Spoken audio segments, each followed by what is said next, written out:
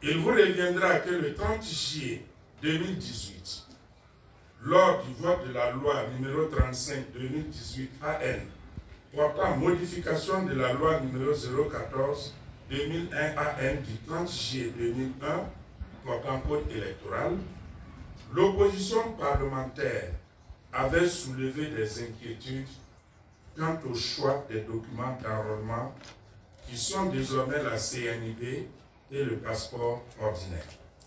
En son temps, le gouvernement nous avait rassuré de sa bonne volonté de subventionner l'établissement des dits documents, notamment en réduisant le coût de la CNIB, afin de faciliter son acquisition par le maximum de Burkinabés. Toutefois, à la date d'aujourd'hui, le gouvernement n'a pas tenu parole. C'est une trahison des citoyens burkinabés. Mais cela ne nous étonne guère, car la mauvaise foi et les parjures sont des marques de fabrique du régime en place.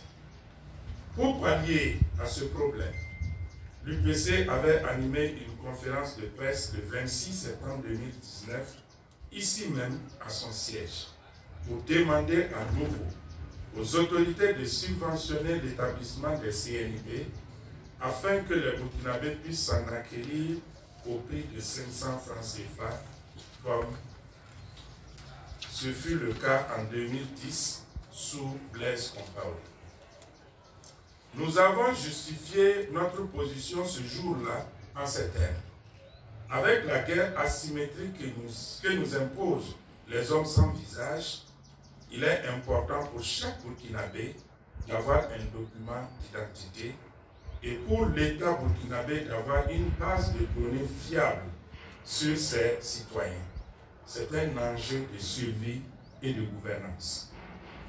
L'opposition a embouché la même trompette quelque temps plus tard. Pour joindre l'acte à la parole, le chef de file de l'opposition politique, par ailleurs président de l'UPC, a examiné avec des partenaires techniques et financiers la possibilité pour eux de financer une opération spéciale de délivrance de CNIB à prix très réduit, comme ce fut le cas en 2010. Les partenaires ont indiqué leur disponibilité à examiner la question, si le gouvernement leur en faisait la demande. C'est tout heureux que le président Djabé a écrit au président du Faso le 23 octobre 2019 pour lui annoncer la bonne nouvelle et lui demander d'exprimer le besoin auprès des partenaires techniques et financiers. Jusqu'à ce jour, le chef de l'État n'a pas donné suite à cette requête. En clair, le président Roch Marc Christian Kaboré ne veut pas d'une subvention des CNIB comme le président Djabé l'a négocié et obtenu des partenaires techniques et financiers. On voit maintenant qu'il préfère débloquer de l'argent, le remettre aux structures du MPP et à des pseudo-associations affiliées au MPP pour qu'ils financent la distribution de la CNIB aux militants MPP uniquement. On les voit d'ailleurs sur le terrain. Tout cela pour éviter que le mérite ne revienne à l'opposition. À l'intention de tous ceux qui disent que l'opposition ne propose rien, nous pensons que ça c'est plus qu'une proposition concrète. Nous tenons à votre disposition la lettre en question. Pourquoi en pleine crise sécuritaire, le président du Faso prend-il le risque de laisser subventionner des CNIB à des individus, notamment des politiciens de son camp en quête d'électorat? L'UPC a demandé à son président, par ailleurs, chef de file de l'opposition, de poser clairement sur la table cette question des ordres autour des CNIB à la prochaine rencontre du comité de suivi du dialogue politique. Hommes et femmes de médias, concernant le déroulement de l'enrôlement des électeurs de l'intérieur débuté le 10 février dernier à Dédougou, nous relevons des résultats médiocres. les mêmes causes produisant les mêmes effets, seules les personnes qui ont bénéficié d'appui de tierces personnes, particulièrement pour l'établissement de leur CNP, répondent à l'appel. Le tri opéré dans la population ne peut que donner des résultats auxquels on a abouti. À titre d'illustration, dans la zone 1 d'enrôlement, la région de la boucle du Mouhoun et la province du Boulkemde, à la date du 17 février 2020, le nombre de citoyens enrôlés était d'environ 123 000 sur un potentiel de près de 660 000 électeurs à enrôler.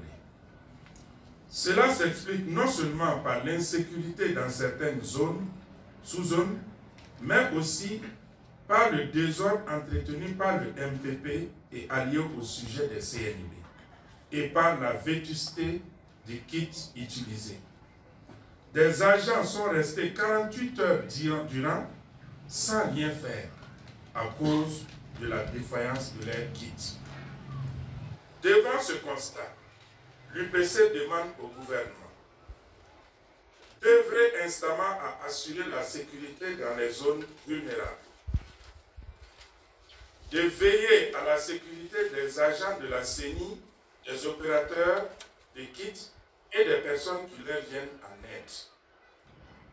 Il s'agit du personnel d'appui. De trouver des solutions palliatives à la défaillance des kits d'enrôlement des électeurs.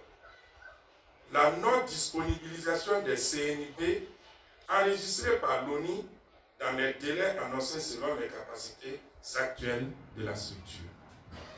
Les sites qui ne tiennent pas souvent compte des lieux de concentration de la population. La non-implication des chefs d'établissement pour l'occupation des lieux d'enrôlement. Conséquence, les chefs d'établissement refusent que certains opérateurs d'équipement s'installent sur les lieux. Et de saisir la main tendue du président Zéphirin Diabré en acceptant une subvention rapide et générale des CNIB au grand bonheur de l'ensemble des Burkinabés.